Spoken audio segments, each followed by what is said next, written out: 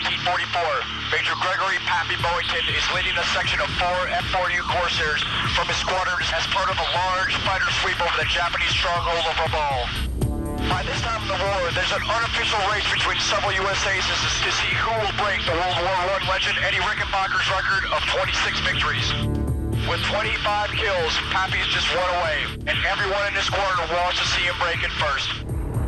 Among them is Pappy's wingman, Captain George Ashman. Hey, Gramps, you go ahead and shoot all you want. I'll just keep them off your tail.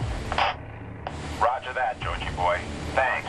Pappy section is at 20,000 feet as they complete the 200-mile flight from Rabaul to the base in Bougainville. They've arrived ahead of the other 44 U.S. fighters assigned to today's sweep. With their supercharged double Wasp engines, the Corsairs fly beautifully at this altitude. The Mitsubishi Zeros are still the mainstay of Japanese fighter forces and can also get up this high.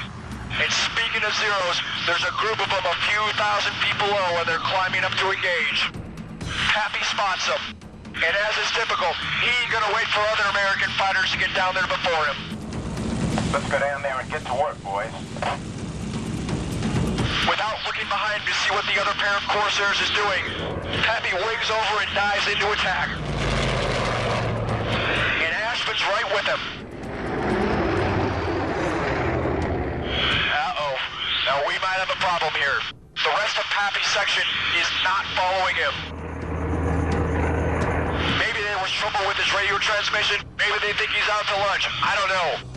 But whatever it is, Pappy and Asham are diving into a swarm of enemy fighters, and so far they're completely unsupported. But neither Pappy nor Ashman see this. They're totally focused on the Zeros. Pappy lines up on the first Zero he sees and opens up with a long burst from his Corsair's 650 caliber machine guns.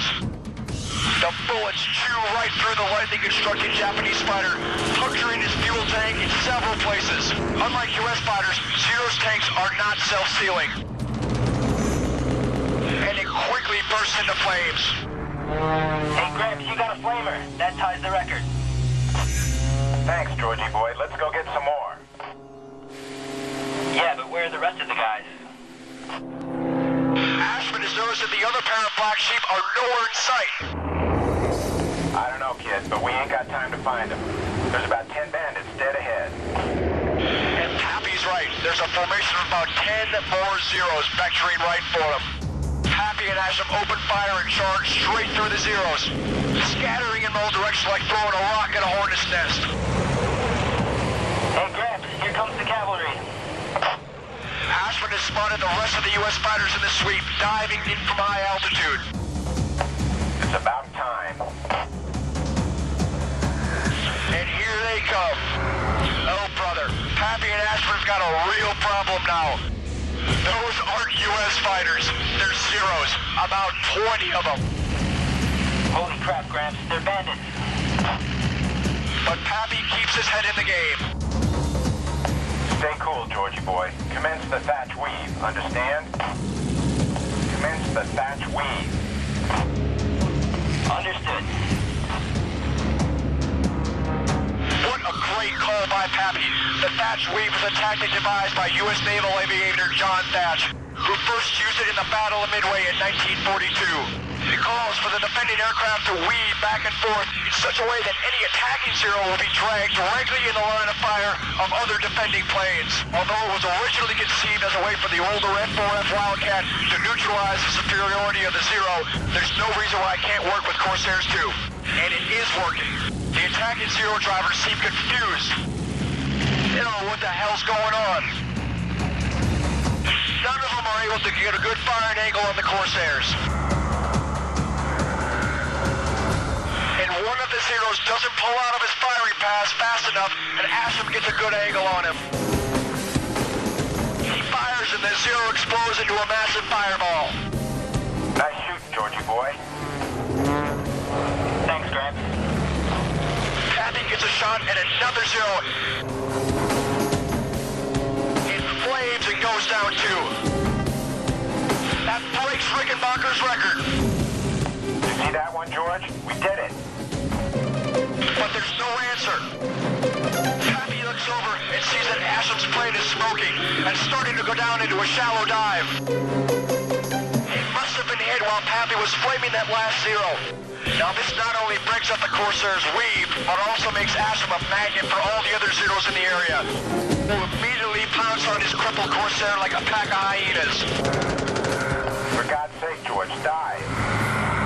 Pappy knows that their Corsairs can easily outdive the Zeros, but there's no answer for Asham. His smoky plane continues its descent as Zero after Zero makes a firing pass at it. For God's sake, George, dive straight down. Still nothing from Asham. Either his radio is out or he's too badly wounded to answer. Pappy slides in behind the Zeros that are raking Asham from the stern. There's so many that he doesn't even bother to use his gun sight. He's just seesawing back and forth on his rudder pedals, trying to spray all of them in general. Trying to get them off Asham's tail long enough for him to bail out, or dive, or do anything. Yet another group of Zeros is gathering behind Pappy's Corsair, and they're opening up on him too. Pappy weaves and shakes, but his Corsair is still being shredded by enemy fire. Thank God for the armor plate behind him, or Pappy would be a dead man by now. George Asham's fighter is in even worse shape. It finally bursts into flames and plunges straight down into the water, which is now just a few thousand feet below. Pappy knows there's nothing he can do now but try and escape with his life. He firewalls the throttle and puts his plane into a shallow dive to try and pick up as much speed as he can. Yet when he gets near the water, he has to level off. Even though the Corsair is much faster than the Zeros, Pappy's lost a lot of speed while trying to shoot the Zeros off of Ashman's tail. And the Zeros above him have the advantage of being able to pick up speed as they dive down to make their firing passes. But Pappy's slowly pulling away from him as that big double wasp charges that 13.5-foot prop through the air. And it looks like he's going to make it. There are now only a few Zeros left that have any chance of getting a shot at Pappy's Corsair. And one of them tries in desperation a long-range burst from his wing-mounted 20mm cannons. All the shots go wide, but one round slams into the Corsair's main fuel tank, right in front of Pappy. Well, if that isn't a bad turn of events for Pappy, he's in a hell of a fix now. And now his Corsair is nearly done, but he's so low to the water that there's hardly enough altitude for a safe bailout. My God, he's bailing out anyways. There's just enough altitude for his chute to open before he hits the water. And it looks like Pappy's made it. He survived. But the remaining Zeros are right on top of him, and they are still out for blood. They make a few strafing passages, but luckily Pappy's not hit. And here come a group of U.S. fighters. It must be the rest of the planes in the fighter sweep. And lucky for Pappy, because they quickly chase off the last of those Zeros. Badly injured Pappy struggles into his plane's emergency life raft, which is floating nearby. A few hours later, he's picked up and captured by a Japanese submarine. It's the end of the war for Major Gregory Pappy Boyington. For Pappy Boyington, January 3rd is a bad day all around. Not only will he now be a Japanese prisoner for the rest of the war, but also his wingman George Ashman is killed. Besides the loss of a friend, that means there's no witness to confirm Pappy's later claim of 2 victories, which would have made him the first to break Eddie Rickenbacker's U.S. record of 26. Instead, that honor goes to P-38 ace Richard Baum, who achieves the feat on April 12, 1944, more than 3 months after Pappy's dogfight over Rabaul. Ironically, the chase for Rickenbacker's record probably also plays a key role in Pappy's shoot-down. At the time of this engagement, Pappy was worn out from 2 weeks of constant combat, trying to beat Eddie Rickenbacker's record. He had instructed his entire flight to make an attack at once, rather than leaving any fighters high for high cover. As it turned out, part of his flight stayed high anyway, and Pappy lost situation awareness and didn't realize that it was just him and his wingman down there at low level fighting with these Zeros. Yet mistakes like this can't dim the luster of Pappy's amazing record. When he returns to America after the war, he's given a hero's welcome. He found out he had been recommended for the Medal of Honor and was presented that medal by President Truman at the White House. However, now that Pappy's home and makes his claim for the pair of victories during his final mission, the entire issue becomes highly contentious. There were no eyewitnesses, so he had the record changed and to bring the kill total up to 28, which made him the leading Marine Corps ace over Joe Foss, which still creates controversy to this day.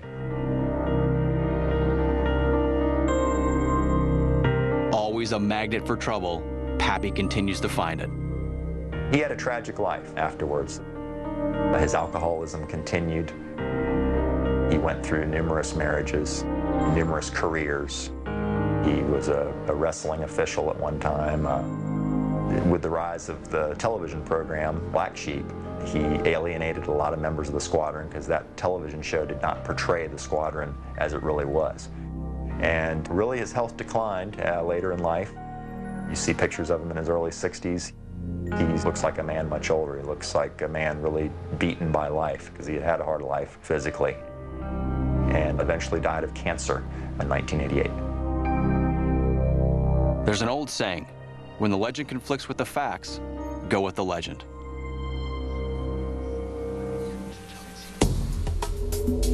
So perhaps it's best to remember Gregory Boyington as the Pappy of legend, that intrepid combat pilot who blazed a trail of glory across the skies of China and the South Pacific.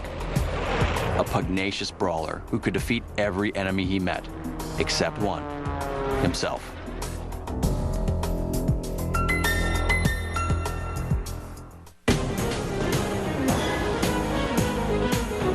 Throughout World War II, the F4U Corsair had an 11-to-1 kill ratio against Japanese aircraft.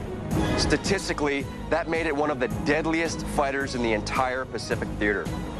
On the other side, the Zero, which dominated the air war early, was almost obsolete by 1944. That it was overtaken by planes like the Corsair is a testament to U.S. designers who were determined to build the very best aircraft in the world. But in the right circumstances, even a pilot as good as Pappy Boyington could still get shot down by the Zero. And that is a testament to the designers and the pilots who built and flew these classic Japanese warbirds. I'm Major Paul Moga. I'll see you next time on Showdown Air Combat.